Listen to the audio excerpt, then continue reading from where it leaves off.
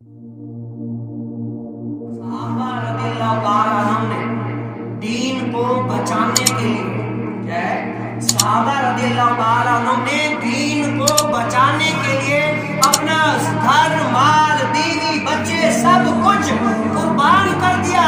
اعلیٰ حضرت نے اسی کی تو ترجمانی کری کہ کروں تیرے نام پر جاں فدا آقا، نہ بس کہ جاں فدا تو جہاں فدا، تو جہاں سے بھی نہیں جی بھرا کروں کیا کروڑوں جانے، ایک جانے کروڑوں جانے۔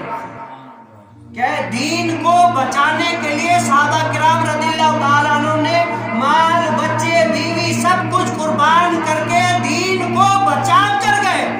آج ہم پر ہیں، ہم وہ دین کو بچا کر گئے، ہم دین پھیلانے کے لیے کتنا کریں۔ یاد رکھیے گا دین بچانا مشکل ہے، دین پھیلانا آسان ہے۔ بھائی بچی ہوئی وہی چیز ہوگی نا، جس اگر بچی ہوگی چیز تو اس کو آپ پھیلائیں گے نا، جو چیز بچی نہیں ہے تو اس کو کیا پھیلائیں گے؟ تو مشکل کیا ہوا؟ بچانا مشکل کام ہے، پھیلانا آسان ہے۔